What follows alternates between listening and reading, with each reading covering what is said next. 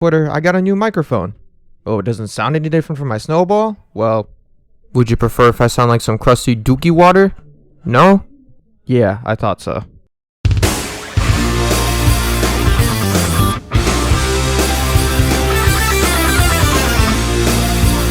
When you think of a game that you might have played at Chuck E. Cheese, you may think about Time Crises, or maybe Ridge Racer.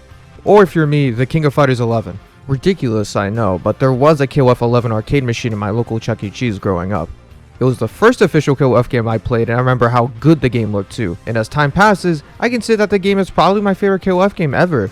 So much so, whenever I get around buying the physical copy of the game, I will frame the disc on my wall. Given how it isn't as easily accessible as the other KOF games, I consider it to be the most underrated entry. Every KOF game besides 11 got a re-release on newer platforms such as the PlayStation 4, Nintendo Switch, and PC via Steam. Mind you, the game only came out on the arcades and the PlayStation 2. The only re-release it has gotten was on the PlayStation 3, but that was Japan only. So what exactly makes KOF 11 so different compared to the other KOF games? For one thing, KOF 11 is the first mainline KOF game to not use the Neo Geo, and the only mainline KOF game to use the Sega's Adamus Wave. KOF Neo Wave and Neo Geo Battle Coliseum ran on Adamus Wave as well. The move from the Neo Geo didn't make the game as easily as accessible in other places, if you know what I mean. Regardless, the game did find some popularity in countries like South Korea. Shout out to you guys, y'all got great taste. Even with its popularity, the game still gets swept under the rug. It isn't on the level of KOF 12, which I'll get to at some time. But still, people need to absolutely play this game.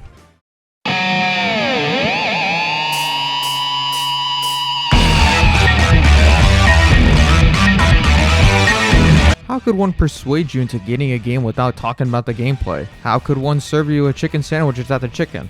I mean, unless you ask for it without the chicken, but that's besides the point. The best way to explain KOF 11 is with a game like KOF 2000. They're both relying on their gameplay gimmick. KOF 2000's striker system is embedded with the brutal combos that can be performed in the game.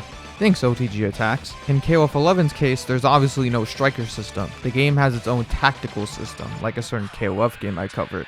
Thankfully, it isn't lame and it's called the tactical shift system.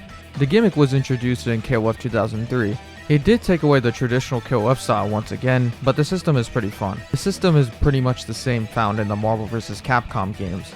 The system was good, but compared to what's introduced in 11, it is basic. 11 adds more depth into the tag system.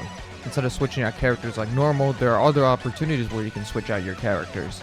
Quick shifting, where you can switch by the end of a normal combo, special move, or even a desperation move, or a saving shift which allows you to switch out when taking damage, or the guard cancel shift that allows you to switch out while guarding. Super cancels do return once again. However, there is one mechanic that allows you to even cancel a desperation move into an ultimate team leader move. Okay, I should explain this one. When you select your team order, you also need to select the team leader. Being the team leader means that you have access to the super cool amazing leader desperation move, which is just a super desperation move, but yeah. Now that you know this info, I can tell you about dream cancels. As I already said, you're able to cancel a desperation move into an even more powerful move, which is the team leader desperation move. Yes, this does sound overwhelming and will lead to some damaging combos. Like the super desperation moves in KOF 2002, they will take 2 bars of your power gauge. Before you go thinking, but that's kind of broken though. You mean you can do this anytime? Well, yeah, it is broken. Of course you can't goddamn do this all the time. You have to worry about your skill gauge. Above your normal power gauge, you have the skill gauge that is affected by either the 3 different shifts I mentioned or the super dream cancels. Oh yeah, this also applies to the emergency evasion rules. Quick shifts, emergency evasions, and super dream cancels all take off 1 point out of your skill gauge. Guard cancel shifts and saving shifts take up to 2. So basically, be mindful of your skill gauge, otherwise you'll get mad about not switching while being mollywopped or not performing that super cool cancel that you've been working on with your combo. Another mechanic the game adds is the judgment system. Usually a person wins by timeout if they have a higher HP than their opponent. In KOF 11, the game says, and adds a system that is based on 2 things: the amount of damage you inflict on your opponent and if a character in your team is down. If it ain't obvious already, the game is very fast-paced. Factoring in the cancels and shifts can make the game a little intimidating to play. While that is true, the fast-paced mechanics actually make the game fun for me. If you're not sold on the tag system, the PS2 version allows you to play the traditional way. Given the game's chaos, it is bound to be a bit unbalanced. It's more apparent in the arcade version, but the PS2 version allows you to switch to a range mode, which rebalances all the characters.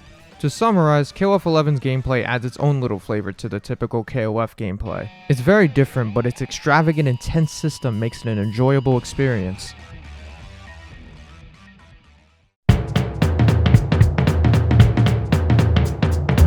If there's one thing about KOF 11 that people were iffy about, it was the omission of characters such as Mai, Leona, and Robert. Thankfully, Mai and Robert do make an appearance in the PS2 version of the game. However, that also means no Leona. Damn. In general, the Ash saga introduced some great characters. Of course, you have Ash himself along with Duo Lon and Shenwu. In this game, however, Duo Lon is in another team with Benimaru and newcomer Elizabeth, with this spot being taken with another newcomer, Oswald, aka Old Man with Deadly Playing Cards. Big Boy S tier Gato and Bigger Boy Low tier Tizlok return and are joined by B Jeanette to form the Garu team. Yeah, it'll get tiring to talk about each team, so why did I bring up characters in the first place? Let's just say that the PS2 version of KOF 11 adds a good chunk of characters in the game. Aside from the ones stated, characters like Geese Howard, Mr. Big, Tung Furu, Hotaru Futaba, and EX Kyo all make an appearance in KOF 11. Oh, and by the way, EX Kyo is a fucking beast.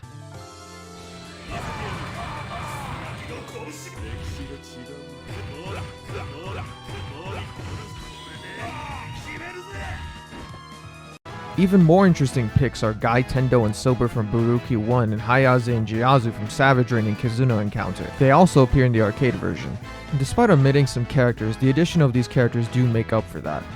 The character additions are nice, but there is one issue that the majority of critics at the time complained about the game: the sprites. The game came out in the year 2005. At that point, the golden years of 2D fighters in the mid-late 90s were long gone and made way for a new generation of 3D fighters. Folks weren't too pleased at the sprites being no different from their previous KOF games either. And while I can't blame the criticism, it isn't that bad. If you're not a fan of the weird blurry upscaled sprites, you can always tone them down in the options menu on the PS2. It would be nice if the game's sprites were improved compared to the other games, but ironically the game ends up providing some great animations for characters like Shion. Look at him go. That's nice.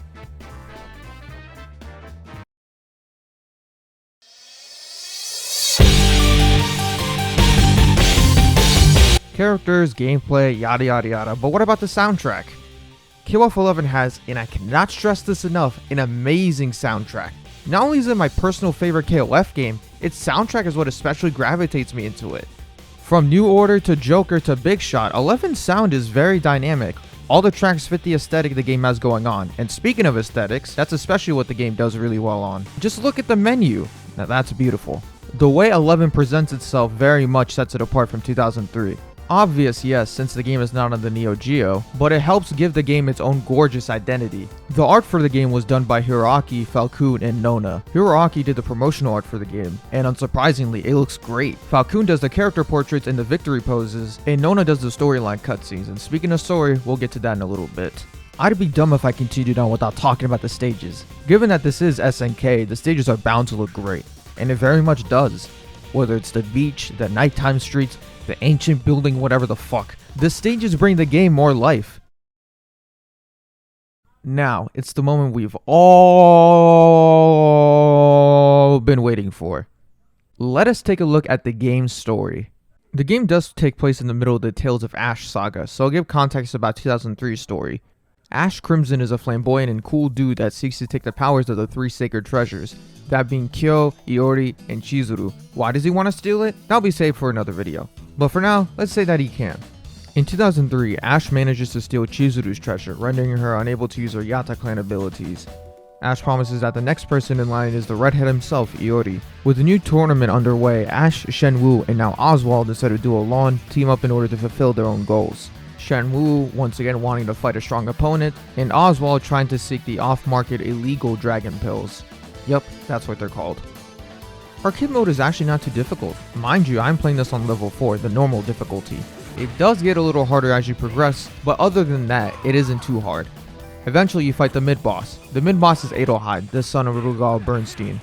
He's not malevolent like his father, but he aims to carry his legacy by joining the tournament and taking on strong opponents, like most fighters. He is a bit tricky, but he's not brutally difficult, except his annoyingly increased HP, but that's like any boss anyway, so okay.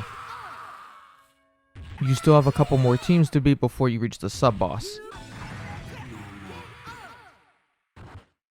After that, you get a cutscene of the sub-boss Shion, talking with his ally named Magaki. In true KOF fashion, they revealed themselves as the true host of KOF with malicious intent, who seeks to revive Orochi in order to sap his powers and give it to the leader of those from the past, Saiki. And those from the past, I'll cover in that same video about the whole Ash saga. Back to Shion, I mentioned him as an example of a character that has great animation despite the sprite quality. He may look graceful in battle, but he is no more difficult than Edelheid. Sorry, Kane boy. Beating the sub-boss means, of course, fighting the final boss.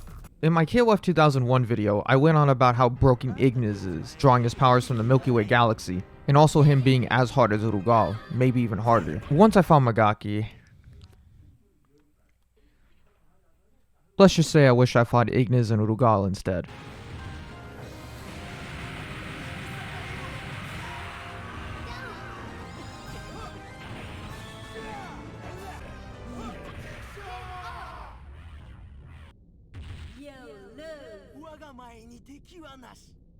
Didn't think SNK fighting game bosses were hard enough? The Magaki is just for you. A projectile spamming, arm teleporting, financial businessman that is also a deity of some kind, Magaki is probably the hardest KOF boss ever. I fought Rugal and good god he was a pain. But somehow, I had an easier time beating him than I did with Magaki. In my first playthrough of KOF 11, it took me 2 hours just to beat him. With my playthrough as the hero team, I somehow did way better than I did with Team Fatal Fury, despite having more familiarity with the latter's characters. Doing a lot more knockdown moves while Magaki summons his annoying fart bubbles not only takes him down, but takes out his bubbles as well. After about 7 tries, I beat Magaki without any cheats whatsoever. The ending is Ash talking with Shenwu and Oswald. Ash pits the two against each other by informing Oswald that the person he's contracted to assassinate to get his dragon pills is Shenwu. The two presumably fight it out, and meanwhile, Ash fulfills his duty of taking Iori's treasure, basically his flames. And there you have the King of Fighters 11.